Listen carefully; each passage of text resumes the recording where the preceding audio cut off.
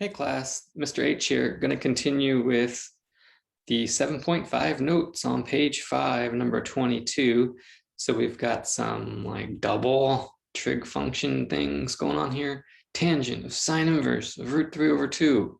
Okay, well, let's see if we can tackle that. I think a good way to do these for all of these next four actually is to draw a little triangle.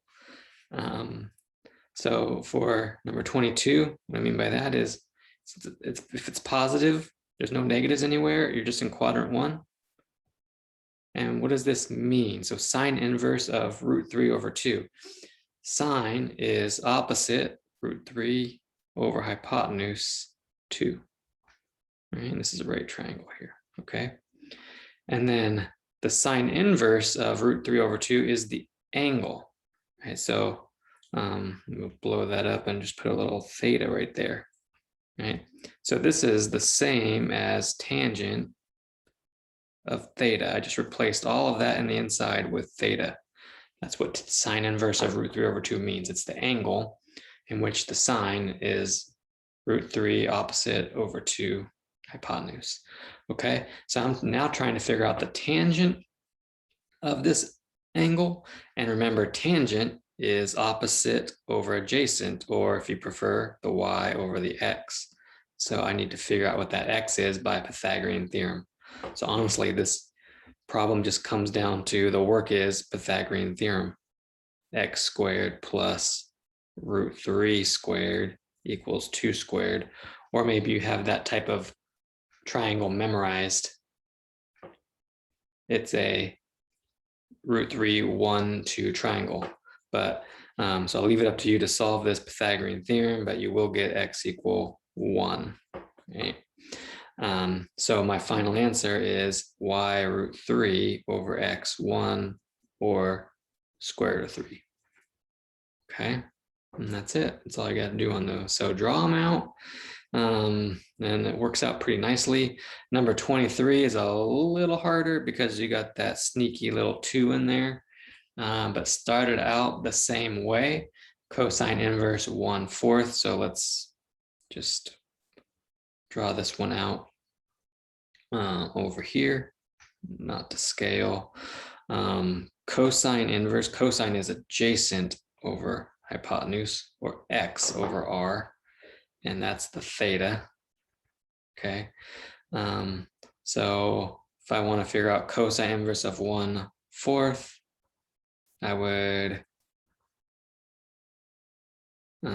do that. And then I'm going to do Pythagorean theorem here because I'm going to need that third side eventually. So 1 squared plus y squared equals 4 squared. This is going to end up being square root of 15. Okay, so going back to now my problem here. What do we know? Well, in this picture, this is sine of 2. Cosine inverse of 1/4 is the angle, theta. So replace that entire cosine inverse with the angle. And now look what you've got. You got sine 2 theta. I got to use an identity for that. So good thing we know it. It's by the last section, or 2 sections ago, or whenever we did it, it's 2 sine theta cosine theta. So that's the identity, the double angle identity for sine. Now go back to your picture 2, and then what is sine theta? Well, it's y over r, where that's where that root 15 is going to come into play. Root 15 over 4, y over r. And then multiply that by the cosine of theta, which is x over r, 1 over 4. And we got it. Now put all this together. We got 2 root 15 all over 16. Final answer, did it. Okay. Okay.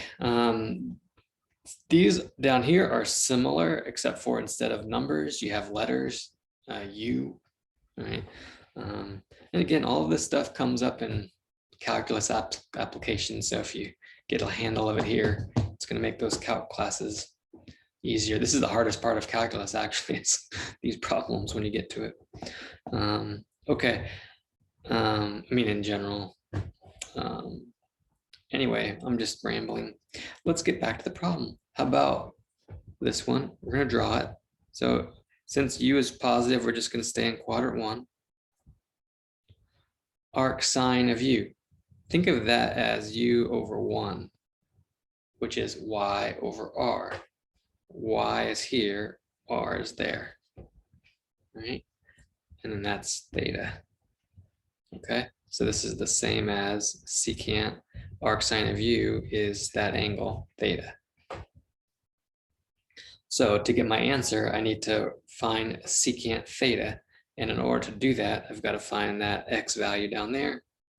Comes down again to Pythagorean theorem. X squared plus u squared equals 1 squared. A little different now because I got to solve for x, but I got another variable in there, u, right? But still just do your equation operations. So I'm going to bring that u squared to the other side. 1 squared is 1. And now it's going to be a minus u squared over there. And then square root both sides. It's 1 minus u squared. I know it's positive, so I don't need to put a plus or minus just based off of the picture. Everything's positive on this one.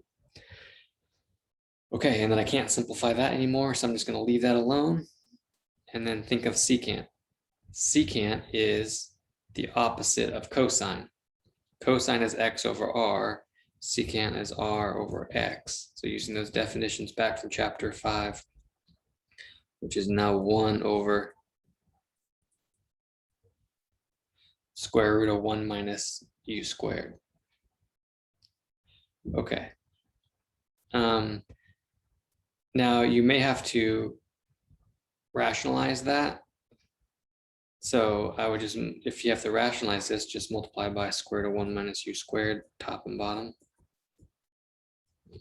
And on the top, I just have square root of 1 minus u squared.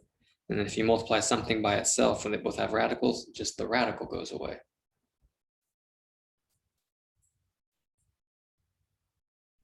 All right, and then that's my final answer. Took up a lot of space. Sorry, tangent, cosine inverse over here. We'll squeeze you in. Okay. Similar. Cosine inverse u over, well, that looks pretty complicated. But cosine is x, which is the top, and r, which is that, right? So using the fact that cosine is x over r, so this reduces to tangent of that angle, right? And to get tangent I know is y over x, right? So it's whatever y is divided by x, which in this case is equal to u. Okay, so Pythagorean theorem, y squared plus u squared equals r squared, square root of whatever that is, squared. Okay, algebra time, solve this down, trying to solve it for y. So if you square a square root, it just goes away. That's just u squared plus 4. We have u squared on both sides, subtract that on both sides and it goes away. So you have y squared equals 4. And then, so y is 2. Square root of 4 is 2. Okay, well that simplified down pretty nicely. So tangent is y over u. Y we know is 2 and u is u. And that's about as simple as you can get. So we're done with that one. Okay, so again, on those 4 problems, we're really focused on drawing them out and then using those definitions from chapter 5, x, y's, and r's. Maybe a little identity in there somewhere. Okay, last one, a little application, which is kind of fun, but really it's just a plug and chug type of thing. So this is about an optimal angle of elevation for a shot putter. There's a formula for it here, where v is the velocity and h is the height of the shot. Okay, so on this one, we have the velocity of 35 and the height is 5.5 feet. what is the optimal angle to throw the shot put. So I'm just plugging in the values. Theta equals sine inverse square root 35 squared over 2 times 35 squared plus 64 times 5.5. All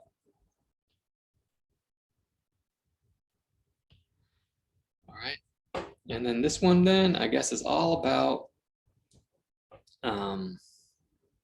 your calculator. And we want this one in degrees, so make sure you're in degree mode. Let's bring up a calculator.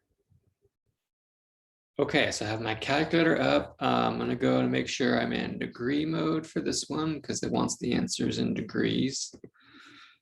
Okay, so I got that. And then how do I type that in? All right, well, it's just, I would just put it all at once in your calculator. Your calculator might be a little different, but the first thing I got to do is a square root, and I'm going to put 35 squared, my square button, divided by, and then all of that stuff below should be in its own set of parentheses, so it stays all in the denominator. So 2 times 35 squared plus 64 times 5.5. Close the parenthesis, and that should do it. Okay, so my answer here is about 41.4 degrees. It does say to the nearest degree, so I guess I'm just going to go with about 41 degrees. Optimal angle to throw the shot put. All right. So hope those problems help you through this material. Hang in there. Send questions my way, of course, if you have any. I'm definitely willing to help you out on those. And there it is, 41. All right. But yeah, hope all's well. I'll talk to you soon. Bye.